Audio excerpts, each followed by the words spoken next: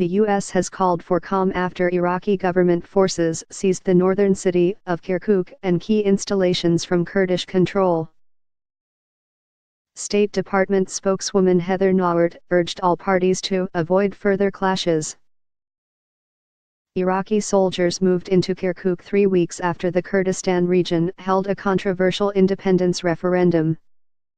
They are aiming to retake areas under Kurdish control since Islamic State militants swept through the region. Residents of Kurdish-controlled areas, including Kirkuk, overwhelmingly backed secession from Iraq in a vote on September 25. While Kirkuk is outside Iraqi Kurdistan, Kurdish voters in the city were allowed to take part. Iraqi Prime Minister Haider al-Abadi had denounced the vote as unconstitutional. But the Kurdistan Regional Government, KRG, insisted it was legitimate. Meanwhile, reports say a militia backed by the Baghdad government has taken control of the town of Sinjar in the northwestern Nineveh province. The takeover happened without violence after Kurdish Peshmerga soldiers withdrew from the area, the reports added. Kirkuk is an oil-rich province claimed by both the Kurds and the central government. It is thought to have a Kurdish majority, but its provincial capital has large Arab and Turkmen populations. Kurdish Peshmerga forces took control of much of the province in 2014, when Islamic State, IS, militants swept across northern Iraq and the Iraq army collapsed.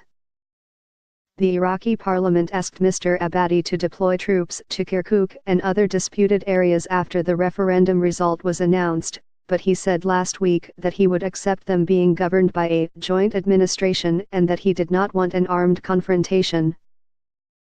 On Sunday, his cabinet accused the KRG of deploying non-Peshmerga fighters in Kirkuk, including members of the PKK, which it said was tantamount to a declaration of war.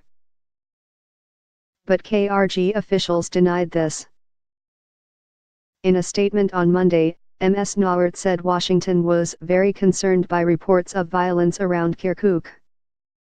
We support the peaceful exercise of joint administration by the central and regional governments, consistent with the Iraqi constitution, in all disputed areas.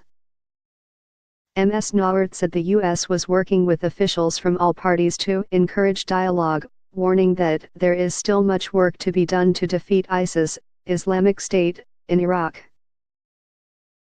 Earlier, President Donald Trump said U.S. officials were not taking sides. We don't like the fact that they're clashing, he added. Senator John McCain, who heads the Senate Armed Services Committee, warned the Iraqi government of severe consequences if US-supplied weaponry was misused in operations against Kurdish forces. The United States provided equipment and training to the government of Iraq to fight Islamic State and secure itself from external threats, not to attack elements of one of its own regional governments, he said.